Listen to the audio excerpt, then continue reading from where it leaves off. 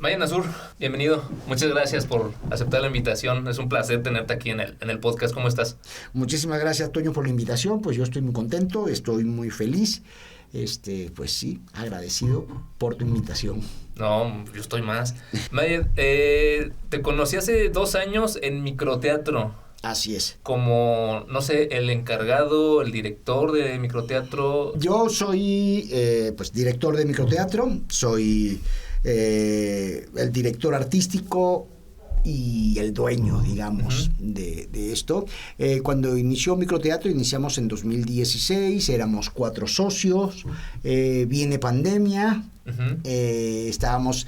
Bueno, tú conociste la casa de enfrente donde estábamos normalmente y ahí empezamos y pues todo iba muy bien hasta que nos cae pandemia y nos dicen que debemos cerrar, que lo primero que tiene que cerrar en este país y en el mundo son los cines, los teatros, y nos quedamos varadísimo con temporadas, con trabajos, con proyectos, con cosas que ya estaban andando y por supuesto nosotros pensábamos que iba a ser algo que iba a durar, como nos habían dicho, 4 meses como máximo. Sí. Estuvimos soportando, digamos, con el mismo personal. Estuvimos 6 meses pagándole al personal que teníamos en microteatro.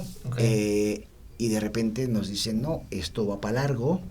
Entonces, pues nos costaba mucho decirle a toda la gente que había estado trabajando con nosotros durante 3 años. Entonces, dices, bueno, ¿cómo? Era la gente que había iniciado el proyecto, que habíamos levantado este proyecto que nos encanta y que nos enamora, y de repente dices, ya no podemos seguir pagándoles.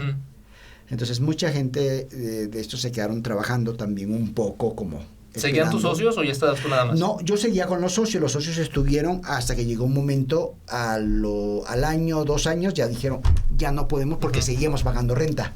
Ya, y sin hacer nada. Y sin hacer nada, claro, teníamos o sea, te digo que el proyecto comenzó muy bien, arrancó muy bien, fue muy bien recibido por la ciudad, y estábamos muy contentos con lo que estábamos haciendo, y bueno, y se había vuelto también un semillero de toda esta nueva generación de gente que está haciendo teatro, gente que venía recién egresada de las universidades.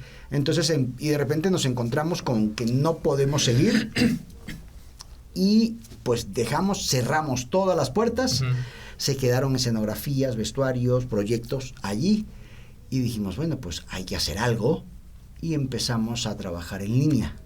Entonces, también sobre el nombre de microteatro. Sobre el nombre de microteatro, claro, seguíamos haciendo, entonces empezamos a conectar con mucha gente, con otros microteatros del mundo. Empezamos a conectar con otros actores, directores de otros países. Entonces empezamos a hacer como este colectivo vía remota, digamos, o digital, o como se pueda llamar. Entonces ahí mismo comenzamos a leer también con esta compañía que se llama La Vida Teatro. Hicimos un colectivo donde estaba Valentina Cuevas, Alejandro Ramírez, que es el que dirige Alejandro Ramírez dirige Reset. Entonces ese proyecto nace de la pandemia. Entonces empezamos a trabajar allí, nos reuníamos a leer y empezamos a leer los textos que siempre habíamos querido leer o que no habíamos vuelto a leer. Entonces empezamos y se empezó a sumar mucho más gente. Entonces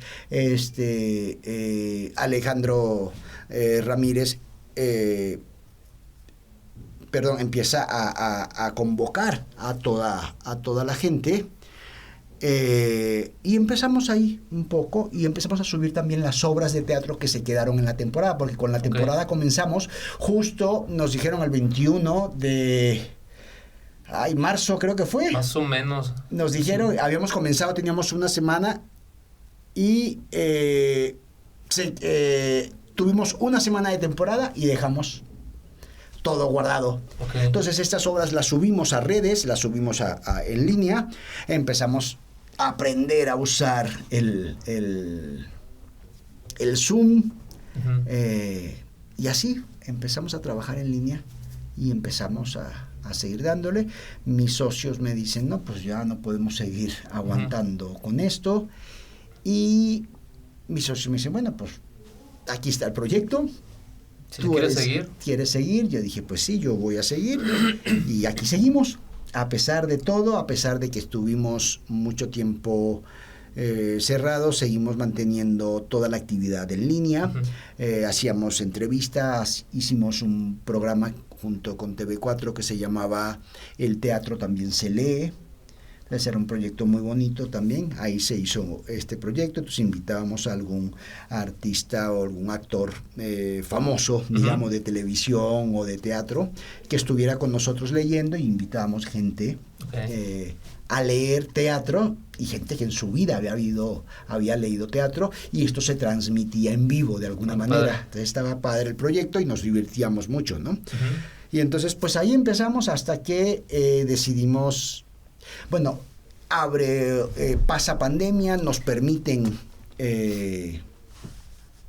trabajar otra vez en el teatro, y ganamos una convocatoria para Espacios en Resiliencia, que fue el proyecto que tuviste, que se llama Reset, y ahí sale ese proyecto, y ese proyecto solamente se transmitió vía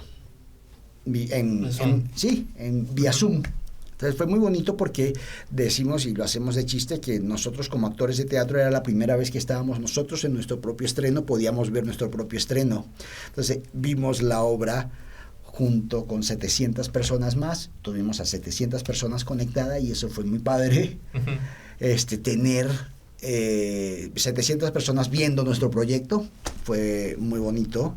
Y bueno, de ahí empezamos, y después ganamos otra convocatoria, y pasamos de micro, pasamos a macro.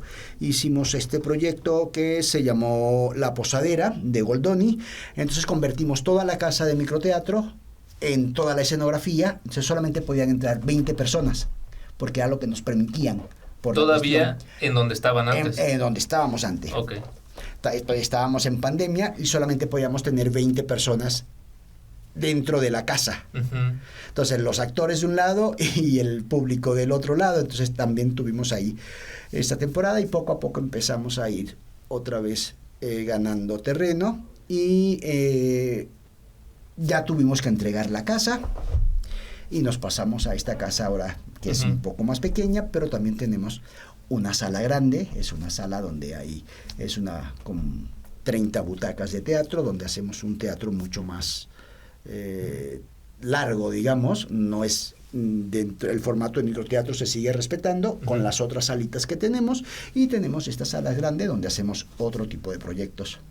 Que me voy a escuchar muy mamador, pero yo tuve el honor de inaugurar esa sala con una obra de teatro. Eso es cierto. Ustedes inauguraron esa sala con el baño, con este texto de Manuel Gil. Un saludo, Manuel. Espero tenerte por acá, amigo. También invitado. Ahorita me gustaría regresar al tema de microteatro, pero ¿quién es Mayed? Eres de Venezuela, Mira, mi amigo. Sí, yo soy criado en Venezuela, soy sirio, hijos de árabes, y pues soy el cuarto de, es que somos 8 hermanos, 2 hermanas murieron cuando yo no las conocí, entonces soy como el del medio, digamos. Entonces, y pues ahí. ¿Y en qué momento se atravesó la actuación en la vida de Mayed? Hijo, porque la actuación siempre me ha gustado. Yo tengo que decir algo, yo soy tartamudo. Okay. Yo soy tartamudo y me gustaba mucho el teatro, y la primera vez que veo teatro en mi pueblo, yo me crié en un pueblo muy pequeño, como podemos decir que es como San Pancho hace 40 años, ¿no? Era un pueblo de 4 calles donde salíamos todos a jugar fútbol a la calle, o salíamos a correr bajo la lluvia. Entonces, y pues yo vi un espectáculo de títeres, y eso para mí me cambió la vida, entonces yo quería hacer eso. Entonces empezaba a ver las cosas, y yo decía, bueno, pero ¿cómo se hace, no? Entonces yo pensaba que era... Y entonces escribíamos las historias, entonces las actuaba con mis hermanos o con los amigos de la cuadra. Entonces inventábamos estas obras de teatro, porque yo no sabía que las obras de teatro estaban escritas. Y poco a poco pues empezamos a hacer cosas, y yo decía, bueno, yo soy tartamudo, no puedo decir una frase completa, entonces yo me voy a dedicar a dirigir. Yo no hubiera pensado eso. ¿Por qué? Porque no se te nota. No, pues cuando me enojo me agarra la sí. Y entonces, y empiezo a entender un poco más del teatro cuando hacen un taller de teatro en mi escuela. Okay. Yo tenía 10 años, algo así. Todos mis amigos se metieron al taller de teatro. Uh-huh. Y me preguntan, digo, no, pues yo no, yo qué voy a hacer en el taller de teatro, yo no, los actores hablan, decía, yo no puedo decir una frase. Esa era tu limitante. Sí, yo no podía decir una frase completa, yo no sabía nada más de la actuación, yo no sabía que había teatro físico, que había danza contemporánea, yo no sabía. Ajá. O sea, yo vivía en un pueblo muy pequeño, con muy pocas referencias, pero sí siempre fui como un apasionado de las artes, de las imágenes, y siempre andaba buscando como todo esto. Y entonces cuando entramos en este taller, yo digo, bueno, yo me voy a meter a este taller para saber cómo se dirige y cómo se hacen las cosas desde adentro. Entonces para mí fue muy importante eso. Y de repente ya me había convertido yo en la mano derecha del maestro, porque yo era el asistente de todo. El ve y lleva, ve y trae el café, pon las luces, pon esto, pon aquello. Entonces para mí era como... Claro, yo estaba aprendiendo de todo y ahí empiezo a descubrir como otras formas de hacer teatro. O sea, ya descubriste que tiene una estructura, que claro, tiene que empezar por algún lado, ¿no? Además habían textos escritos. Ajá. Yo no sabía que habían textos escritos. Entonces para mí fue como un gran descubrimiento. Sí.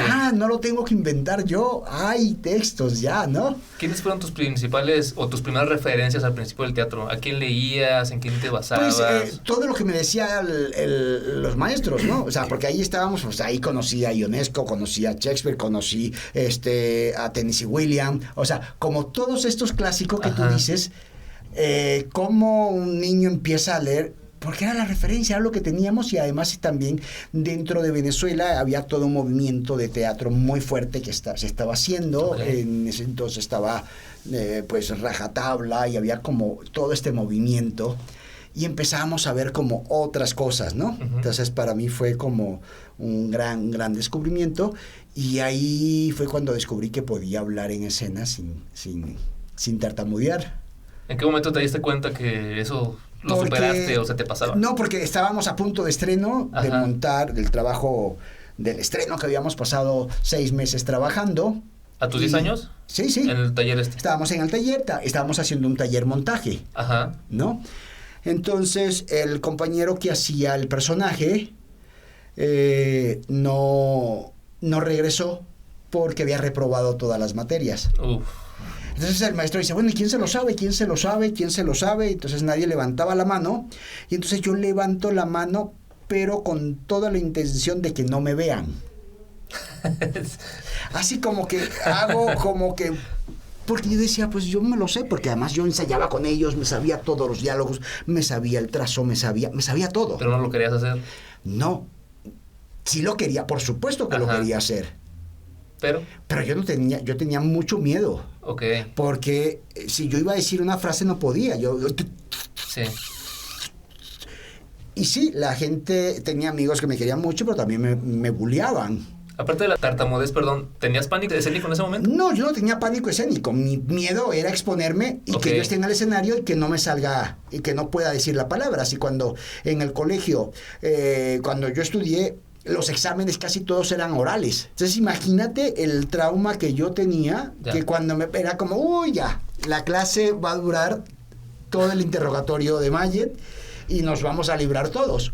Porque siempre decía, bueno, empezamos con Mayet. Cuando empezaban conmigo, pues todo el mundo era feliz, porque ahí se iba toda la clase. Sí. Y yo le decía a los maestros, pues yo se lo escribo. O sea, no, es hablado. Porque era como un poco la idea de que yo no quería hablar por flojera o porque, o sea, era esa cosa que te decían, no, es que el niño no quiere, es descuidado y no quiere hacerlo. Entonces era como que te obligaban, y por supuesto para mí era terrible, me daba mucho miedo y tenía mucho miedo que me pasaran en escena. Entonces yo en escena solamente iba, llevaba algo o hacía y no decía diálogos. Entonces cuando dicen, ¿quién se lo sabe? ¿Quién se lo sabe? Por supuesto nadie se lo sabía, porque más era un texto muy largo, era el personaje principal, era todo el rollo. Habíamos pasado 6 meses ensayando y dicen, no, pues yo no voy a soltar mi personaje que tengo ya tanto tiempo para aprenderme otro. Entonces yo hago, pero yo lo levanto, yo dije, pues a mí no me van a escoger, yo lo sé. Yo esperando que a ver si alguien, como nadie levantaba, entonces yo levanto, pero para que no me vean. Entonces un amigo me levanta la mano y el maestro me ve y sigue preguntando. Y yo dije, claro, seguramente yo hubiese hecho lo mismo, ¿no? O sea, dices, y de repente como que, Mayer se lo sabe, y empezaron, sí, Mayer se lo sabe. Claro, mis amigos sabían porque yo les pasaba el texto a ellos. ¿Y el maestro, alguien más? Exacto, era alguien más, y dice, bueno, entonces el maestro así como que dice, bueno, está bien. Yo creo que en el momento dijo el maestro, para no ser tan feo, vamos para que se dé cuenta. Entonces, claro, suena música, todo, entonces me dice, ¿estás seguro? Sí, te lo sabes, sí. Y yo estaba así, y el primer diálogo lo decía mi personaje. Ok. Entonces era así como yo tenía que atravesar todo el escenario y llegar al punto donde estaba mi marca para decir el texto, porque yo venía caminando, iba pateando algo, así como... y conversaba con mi hermano, que era el otro compañero que hacía mi hermano, y yo le decía el primer texto. Entonces para mí era como... Yo iba caminando, entonces cuando estaba llegando yo al punto empezaba a caminar más lento. Me imagino que la escena tuvo que haber sido la más ridícula del mundo, porque yo estaba caminando de una forma antinatural, porque yo caminaba como para no llegar. Caminaba de reversa, ¿no? Como para yo darme más tiempo de que pudiera salirme el texto. Sí. Entonces, y de repente veo al maestro que dice, como que ya valió. O sea, ya, ¡pum! Y suelto el texto. Me contesta mi compañero y todo fluyó. Hicimos todo el montaje, hicimos todo. Terminamos, no sé qué, todo el mundo aplaudió y dijo, no, pues ¿cómo fue? ¿Cómo hiciste? No, yo... Volví a ser tartamudo. Ok. Entonces el maestro me dice, pero bueno, ¿cómo si acabas de hacerlo? ¿Por qué eres tartamudo? Entonces yo no sabía por qué. Entonces al otro día el ensayo era otra vez mi temor, porque no sé si pasó algo, si en el momento, en nada el más. momento, y yo dije, eso no se va a repetir más. Ok. O sea, para mí era como la ansiedad de volverlo a hacer. Entonces, como igual yo... y cuando lograba que salía la primera frase, todo fluía. Entonces, poco a poco, ya en los ensayos, empiezo a descubrir qué es lo que pasa. Entonces, lo que pasa es que el personaje no es tartamudo. Ok. El tartamudo soy yo. La magia de la actuación. La magia de la actuación. El tartamudo soy yo. Mayed Nasur es el tartamudo. El personaje no es tartamudo. Claro, me costó mucho entender y saber eso. Sí. Igual cuando yo audicioné para el Teatro Nacional Juvenil, cuando me hacen el casting, digamos, la entrevista, y me entrevistan y soy tartamudo y dice, vaya, ¿cómo que? No, pues el otro, no, vamos con el siguiente. Y tenía que presentar un monólogo de 5 minutos, que era mi audición para entrar. Entonces, claro, me dicen, yo le digo, no, todavía me faltan 4 minutos de mi entrevista. Entonces los demás jurados dicen, bueno, pues sí, le quedan 4 minutos. Dale. No, pero es que es tartamudo, o sea, ¿de qué va a servir? Entonces voy ya y no sé qué, y de repente me pasa exactamente lo mismo, todo estoy muy nervioso, y sale mi texto y hago todo esto, y yo dije, me van a cortar en la primera. Me dejaron terminar mi monólogo de 5 minutos y me dicen, bueno, ¿y cómo le haces? ¿Qué pasó? Si eres tartamudo, ¿cómo haces? Le digo, es que el tartamudo soy yo, el personaje, ¿no? Entonces una maestra dice, mira, ya está, ahí tiene la mitad del trabajo hecho. Entonces para mí fue muy bonito cuando dijo eso, porque dijo, claro, este cabrón ya entiende lo que pasa, ¿no? Y es un poco lo que le digo a mis alumnos, ¿no? Pues, o sea, tienes que vaciarte tú como persona para que el personaje habite. Entonces, eso es lo que tiene que pasar. ¿Podría decirse que eso es ser actor?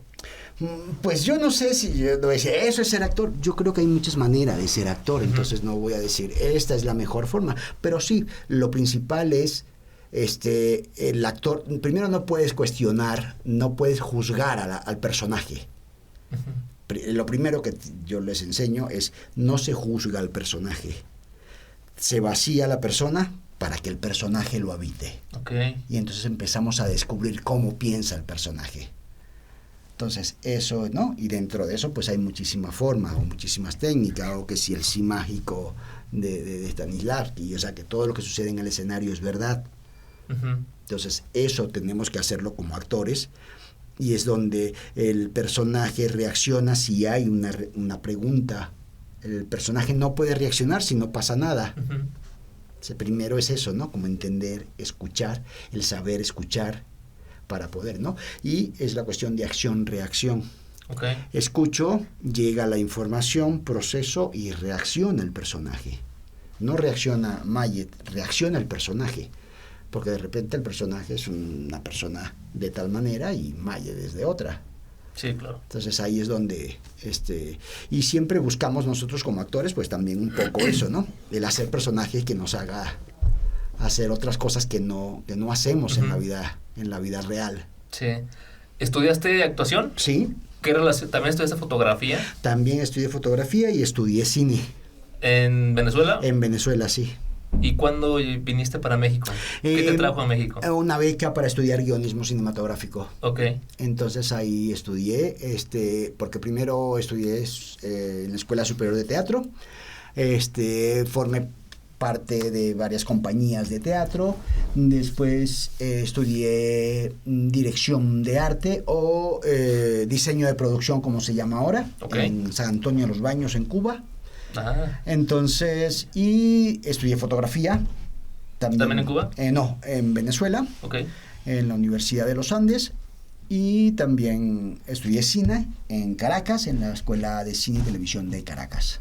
Entonces, ahí tengo como mi mezcla de todo. Sí, no, pues todo relacionado con el arte. Sí, todo relacionado con el arte, sí, para mí creo que el arte es fundamental, creo que el arte es el arte nos redime, el arte nos hace consciente y nos confronta también con la vida, ¿no? Y nos muestra todo lo que hay de manera y de cómo podemos ver y de cómo podemos ser más libres en la forma de pensar. ¿Vienes por tu beca de guionismo? Sí.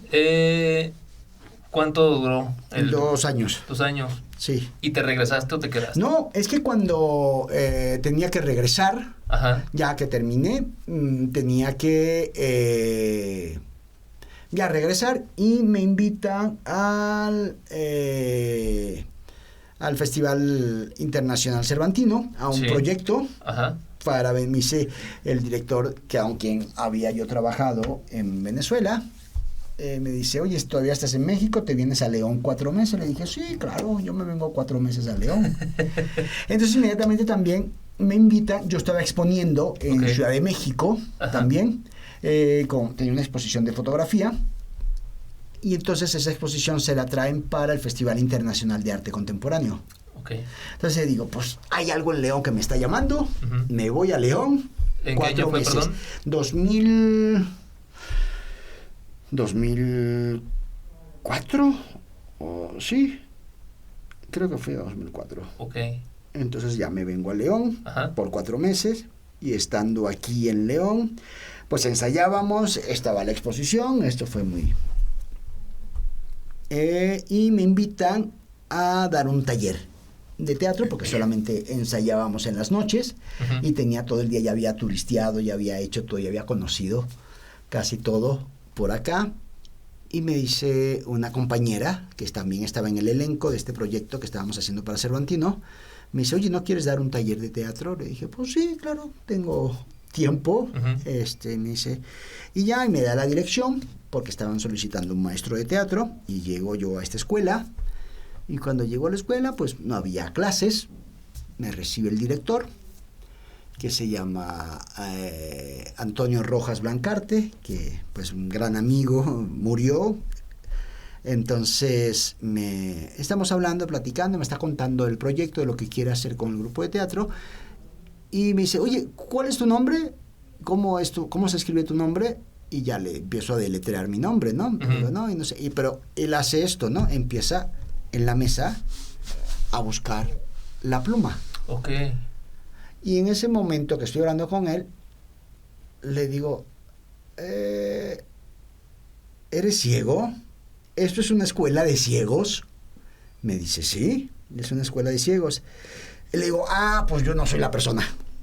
Okay. O sea, si el taller es para las personas con ciegas, yo no soy la persona porque no soy la persona más indicada. Yo en mi vida he trabajado con ciegos, entonces creo que deberías buscar a alguien que sea especialista. Yo no soy esa persona. Uh-huh. Y me dice, mira, yo este taller se lo he dado a varias personas, nadie lo ha querido tomar. Y esto es un proyecto que ganamos y tengo que echarlo a andar. Si no le echamos a andar, el dinero o la beca o este premio que nos dieron, el presupuesto que nos dieron, nos los van a quitar. Entonces, si puedes echarme la mano, tú dime. Le dije, mira, hagamos algo. Yo echo a andar el taller, pero tienes que buscar a alguien. Yo no soy la persona indicada. Entonces, efectivamente, ya empezamos a hacer el taller, empiezo yo a ver cómo dar estas clases con niños ciegos. Para mí fue así como estaba aterrado el primer día. Uh-huh. Y pues ahí yo dije, no, pues ahí en una semana yo te armo el taller, mientras tanto tú buscas a alguien. Y pues ahí estuve con ellos 12 años trabajando. 12 años trabajando con ellos porque empezamos a hacer un trabajo maravilloso. Me quedé yo muy clavado con lo que empecé a descubrir dentro, pues sí, de otra forma de hacer teatro y cómo explicarle a los ciegos, porque además para mí era un mundo nuevo. Yo no tenía ni idea uh-huh. de cómo tratar a un ciego, ni cómo hablarle, aunque dices, bueno, pero le hablas, sí. Pero es todo un proceso y todo un proceso de enseñanza, y porque de repente estábamos hablando y yo decía, bueno, a ver, ustedes se acuerdan de tal cosa, ustedes vieron tal, entonces era como, ajá. Claro, porque yo siempre le hablaba como que si todos todos veían, y ellos de alguna forma pues también hacían el chiste, ¿no? Ajá. Y ahí empecé a descubrir muchas cosas con ellos y estuvimos 11 años trabajando muy bonito. Me tocó recibir a los muchachos pues muy pequeños, ahí los vi que se casaron, vi cosas ahí maravillosas en ese grupo, y ahorita pues andan como por todas partes también. Y ahí mismo en esa escuela pues hicimos también un taller de escultura para uh-huh. ellos, y otro de fotografía para los ciegos. Entonces empezar a hacer como todo. Con lo de la fotografía fue muy, muy, muy bonito porque estaba yo exponiendo, iba a exponer y les digo, oigan chicos, me voy a ir temprano hoy porque hoy inauguro la exposición. Entonces dice, ¿qué exposición? Una exposición de fotografía. ¿Y por qué no nos llevas? Me dicen, ¿no? Y le dije, sí, claro, los llevo. Y entonces, como estaban los papás afuera, les digo, oigan, hay una exposición de fotografía y no sé qué, los muchachos quieren que los lleve. Si ustedes no tienen, dicen, sí, vamos, y ahí acomodamos, buscamos la forma y me los llevo yo a la exposición de fotografía. Okay. Entonces fue muy bonito porque yo llegué a la exposición de fotografía con un grupo de ciegos. Esa era la cosa más loca del mundo, sí, ¿no? Claro. Estaban todos ahí como, y de repente estaban, oiga maestro, ¿y qué hay acá? No, pues ahí esta cosa, ¿y la puedo tocar? Le dije, sí, pero no vas a tocar, pero no hay, ajá. O sea, es una foto bidimensional, sí, no, o sea, no hay nada. ¿Y cómo es? Y no sé qué. Total que ahí se la pasaron porque había pues canapés y bebidas y cosas. Estaba todo muy, muy bonito la exposición. Y el otro día en clase llega uno de los alumnos, los más grandes, y me dice, oiga, profe, ¿por qué no nos da clases de fotografías? Y todos se echan a reír, ¿no? Dice, ¿cómo que va? Le digo, no, ¿por qué se ríen? Hay fotógrafos ciegos.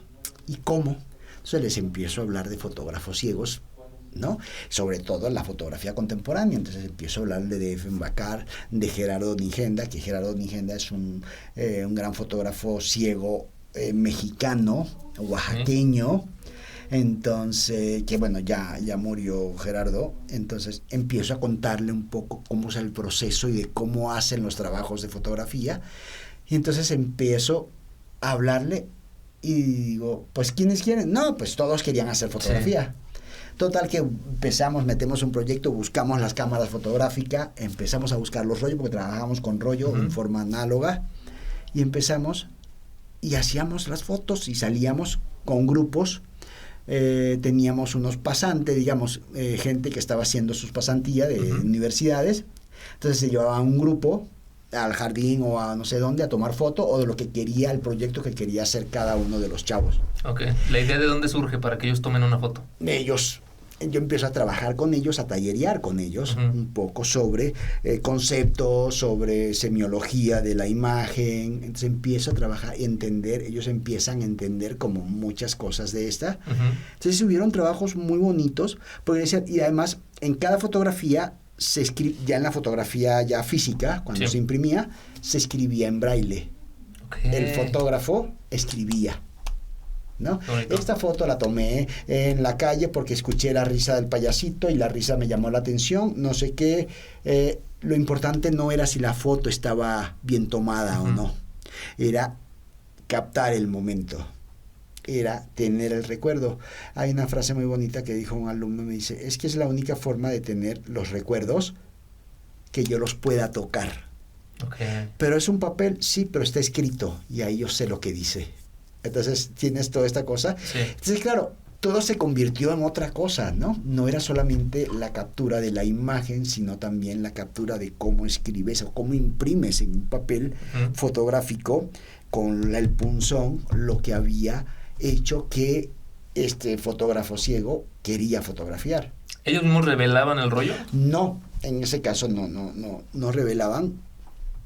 Pero sí, después que ya revelábamos las fotos, yo me sentaba con ellos y decía, aquí hay esta imagen, ¿no? Hay una imagen, por lo menos hay una imagen que le digo, oye, aquí hay una imagen de un pinito de estos de olor de coche. ¿Por qué le hiciste la foto un pino de olor? O sea, ¿como para qué? Ah, no, ese es el coche de mi papá. Le digo, no, es un pino de estos de cartón de olor. Sí, ese es el coche de mi papá. Claro, era el poder de síntesis. Ese olor era el coche de su papá. Dices, claro, estos me enseñaron muchísimas cosas porque dice cómo lograban conceptualizar en una imagen todo lo que significaba el coche de su papá. O sea, eso era maravilloso. De cómo lograron, o sea, por lo menos hay otra fotógrafa que hizo un trabajo muy bonito sobre migrantes. Porque su familia tiene una tienda justo en las vías del tren. Y de repente ella le tocaba atender, ayudar ahí ¿no? Y de repente llegaba gente, y digo, porque veía las fotos y eran como gente parada así como extrañada, ¿no? Y eran como eran retratos. Le digo, oye, ¿y estos quiénes son? ¿Son tus familias? Me dicen, no, son migrantes. Le digo, ¿y cómo sabes que son migrantes? Profe, por el olor. Cómo huelen, todo lo que traen. Le digo, ¿y cómo? Le dice, es que llegan a la tienda y me piden agua, me piden algo de comer. Y yo les dije que sí, que yo les daba, pero sí me dejaban tomarles fotos. Entonces hizo todo un trabajo sobre estos migrantes que llegaban. Entonces eran ellos ahí, pues, y veías la cosa y era el momento así como que... Entonces también los migrantes y había unas fotos muy bonitas porque decía, y aquí viene, entonces era el tren que venía. Entonces es una serie de fotografías que venía el tren, entonces son varias fotos, dice aquí va, entonces eran varias fotos, entonces escucha el tren y sabe que van a estar los migrantes por ahí. Entonces ella salía con la cámara. Uy, qué padre. Entonces tenía como todos, otra persona hizo todo un trabajo de cómo sale de su casa y empezó a fotografiar el camino de su casa. Entonces iba y te iba narrando, aquí es no sé qué, aquí en este lado tengo que voltear porque hay un bache y entonces la primera vez me caí, me di un madrazo, ¿no? Pero ahora ya lo tengo, no sé qué, y aquí, entonces son fotos dentro de cómo sale de su casa, de cómo se sube en la oruga y de cómo llegaba a la escuela. Y hacía todo su registro fotográfico, ¿no? Entonces iba poniendo su cronología. Y así iba haciendo como muchas cosas, entonces estaba muy, muy padre. Está muy interesante cómo por ese medio nosotros descubrimos cómo sienten el ambiente, cómo sienten el mundo, ¿no? Cómo lo perciben. Exactamente, porque también pensamos, yo digo, pues yo no tenía ninguna idea. Yo empecé con ellos a descubrir cosas, yo no sabía, ¿no? O de repente digo, a ver, entonces, no, en este momento hay como este color que es azul y de repente una alumna me dice, oiga, profe, ¿y cómo es el azul? Y yo, bueno, el azul como el azul del cielo, el mar, ¿Cómo le explicas a un ciego un color?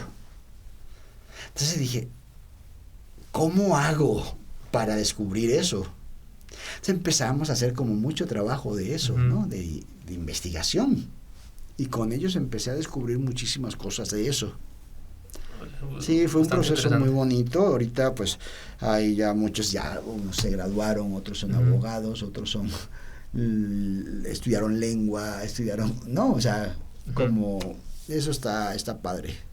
Qué bonita experiencia. Sí, la verdad, sí. De tu lado y por parte de ellos, creo que les hiciste sentir una parte de su vida, pues, artística, sí, muy, claro. Muy bonita. Porque yo creo que también el arte es eso, el arte nos sirve para todos, ¿no? El arte nos redime, nos convoca, nos encuentra, nos hace cuestionarnos, y siempre pensamos que el arte es para gente muy culta, ¿no? Pero si no estamos expuestos al arte, ¿cómo vamos a saber? Sí, claro. Creo que el arte es para todos, ¿no? Es como no, pues que los campesinos, digo, por Dios, los campesinos saben mucho más que todos, ¿no? Eso puede sonar muy extraño, pero sí, le digo, no, es que no es para gente ignorante, le digo, no, es que nadie es ignorante. Tú sabes cosas que yo no sé, y yo soy ignorante en esas cosas que tú sabes, y todos nos necesitamos, y todos tenemos, y todos estamos acá para aprender y para enseñar, y todos formamos parte de una cadena donde vamos enseñando y vamos aprendiendo, y vamos transmitiendo todo esto. Entonces, creo que eso, y por supuesto el arte reúne toda esta forma de encontrarnos y nos unifica. Porque creo que el arte nos unifica de cierta manera. Entonces no hay, aquí no se distingue género, raza ni nada. O sea, todos somos iguales en el arte. Entonces, claro. O bueno, pues yo creo que todos somos iguales en la vida, pero nos han encargado de que nos separen o nos dividan de formas. Yo tengo 3 años aquí en León. Yo ya conocí el concepto de microteatro en la Ciudad de México. Y cuando tuve la oportunidad de participar con ustedes en El Baño, esta obra que hicimos con Manuel, me gustaría que, para quienes no conozcan, porque afortunadamente me he encontrado con gente con la que platico de esta experiencia, que sí conoce microteatro, sí sabe de qué se trata. Es muy poquita gente la que no sabe. ¿Puedes explicarnos cuál es el concepto de microteatro? Sí, claro. Mira, microteatro es un lugar es una casa donde hay varios espacios. Son salas pequeñas de 15 metros cuadrados, donde caben 15 personas, donde suceden obras de 15 a 20 minutos. Entonces, es 15 por 15 por 15. Okay. Entonces, entras a una obra, después entras a otra, y puedes entrar a otra, y en una hora, pues, ves estas 3 distintas experiencias, y microteatro es una experiencia, definitivamente. Entras y vives la experiencia y eres parte de la experiencia, porque de repente te toca ser parte de la escena sin saberlo. Entonces, eso es microteatro, y normalmente pues ya tenemos nosotros 8 años en esta ciudad. También conocimos el proyecto cuando vino a México por primera vez. Después nos fuimos a Madrid, compramos esta franquicia y nos las trajimos para acá, y somos el único microteatro en México. Cuando llegó a México, yo conocía el de la Ciudad de México, nunca me tocó ir, pero sí sabía que existía. Cuando recién llegó y que se empezaron a abrir los microteatros, Ciudad de México, León, ¿había más? Estaba Ciudad de México, estaba Guadalajara, estaba Aguascalientes, estaba Veracruz, estaba Cancún, estaba Veracruz, Cancún, Acapulco, y ya no recuerdo más. Pero fácil unos 10 sí había, ¿no? Sí, habían, digamos 8 o 9 había, y el único que existe somos nosotros. ¿Por haber sido pandemia? Sí, yo creo que muchas cosas fueron pandemia, otras cosas pues no sé cómo lo gestionaron, o creo que sí, o sea, es como ir también, porque también pudiera ser que el formato tiene que ir evolucionando, los conceptos van evolucionando y tenemos que ir, y como el teatro yo siempre digo que el teatro es un hecho único e irrepetible, claro. Siempre hay una constante transformación. ¿En España sigue? Sí, por supuesto, sí, Madrid sigue y Madrid es la cuna o la madre Del microteatro. de microteatro, de ahí nace. No es que ellos hayan inventado el concepto ya existía, nada más ellos registraron el concepto, le pusieron un nombre, pusieron un logo muy bonito y todo esto y lo fueron difundiendo en distintas partes, ¿no? O sea, ahorita hay muchos microteatros por el mundo. A partir de que estuve yo con ustedes en esta primera obra que hice, adopté la frase mucha mierda. Ajá, sí. Y mucha gente me ve feo o me ve mal. Y siempre tengo que explicar. De hecho, a veces explico antes de decirla. Claro. Para que no lo tomen a mal. ¿De dónde surge la frase Mira, mucha mierda? Creo que hay distintas teorías, ¿no? Pero a mí la que más me gusta es que cuando se hacía el teatro en el Teatro El Globo, hace 500 y tantos años, este foro, que era el foro de Shakespeare, digamos, la gente llegaba al teatro en caballos, en carretas y todo esto. Entonces, y por supuesto dejaban estacionados los caballos allí, y entonces era este teatro que era un teatro circular y toda esta cosa, y la gente se subía a los palcos pero afuera estaba todo lleno de caballos, de carretas y todo esto. Y cuando decía la expresión que haya mucha mierda, es que haya mucho público, porque llegó mucha gente a caballo. Y entonces ahí echaban todas los excrementos. Entonces quiere decir que eso, de ahí viene mucha mierda. Y es como desear buena suerte, ¿no? Quiere decir que haya mucha gente. Porque luego a veces me dicen, justo cuando conocen la relación que tengo con el teatro, y esa vez, es que tengo una obra de teatro, y me decían, rómpete una pata. Sí, claro. Pero... ese rómpete una pata, yo prefiero que haya mucha mierda. ¿No? El de rómpete una pata no, creo que es mucho más gringo. Pero sí lo use, pero yo creo que es mucho, a mí me gusta más la historia de mucha mierda, ¿no? Sí, porque... Si de repente la gente se saca de onda porque dice, bueno, ¿cómo vas a desear que haya mucha mierda? Sí, bueno, mucha mierda se refiere a que llegó mucha gente y hay muchos coches, en este caso, estacionados, ¿no? O sea, muchos caballos allí que llegaron, y por eso era mucha mierda, y pues eran espacios llenos de lodo, de barro. Sí, claro. Entonces era... Pues, si me escuchan decirles por eso, no por otra cosa. No, por otra cosa, lo tomen a mal. Sí, de repente hay muchas cosas que pones con compañeros que les pones, hoy estreno, y le pones en el Facebook, así, mucha mierda, y dices, ay, qué gente tan fea. Sí. Bueno, sí, por cierto, somos mal hablados, pero de ahí tiene un origen esta frase. Y aquí me he cuidado, no he dicho ninguna mala palabra. ¿Qué otra cosa has hecho aparte del teatro, Mayer? Tengo entendido que has hecho cine, has trabajado con Alejandro Ramírez, también yo lo conozco, estoy seguro que ni se acuerda de mí, en algún momento de mi vida me lo topé. ¿Qué más has hecho aparte del teatro? Pues hago mole también. Hago mole, hago cine, hago televisión, hago pues diseño de arte, pero sí, todo lo que hago lo hago relacionado al teatro. Cultivo orquídeas. Dentro de poco voy a tener un taller de orquídeas por aquí, que ya de una vez salga la promoción. ¿Dónde la promoción? Lo hacemos normalmente ahí en microteatro, y ahí hago un taller de orquídea, cultivo. Son como estas aficiones que tengo, me gusta, y pues hago de todo un poco, ¿no? También cocino, lavo, plancho y hago todo.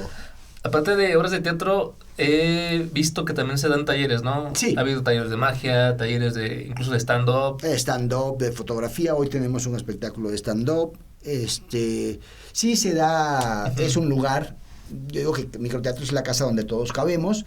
Y ahorita hay un taller que está dictando la maestra Obdulia Moreno, que era la otra compañera que vistes en Reset. Sí, allí está. De conocerla. Exacto. Y entonces ahorita está ese taller, y va a iniciar otro que se va a hacer los domingos. Para la gente que no podía en días de semana, se va a hacer este taller en domingos, y está dirigido para adolescentes y adultos. Y también tenemos talleres de cine, también tenemos el Cine Club, que se llama Cinema Nostalgia, y estamos todos los martes a las 8 de la noche, y ahí tenemos una programación bastante extensa y divertida de cine que normalmente no vemos en las plataformas. Sí, claro, no tan comercial, por así decirlo, ¿no? Sí, hay de todo un poco, pero sí pasamos ahí de ciertas cosas que dicen, no, ¿cómo va? Sí, claro, aquí pues tenemos de todo, aquí no no discriminamos a nadie. Entonces, ¿qué proyectos vienen, Mayed? ¿Ya empezó temporada? ¿Cuándo empieza la siguiente temporada? Ahorita estamos preparando la nueva temporada. Ahorita hicimos un convenio con Universidad de León.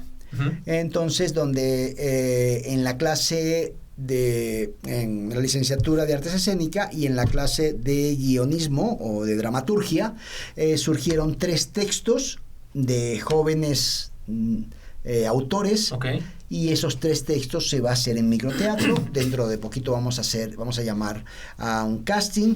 Ahorita estamos haciendo otro proyecto que se llama Brava, que es un proyecto musical, es una historia, es un proyecto musical propio de la ciudad. Con música original, canciones originales, letra original y una historia original que se va a hacer acá, y estrenamos eso el 28 de noviembre en el Teatro Doblado a las 8 de la noche. Ya tenemos ahí 6:30 y 8 de la noche. Vamos a tener 2 funciones y ya estamos trabajando con eso.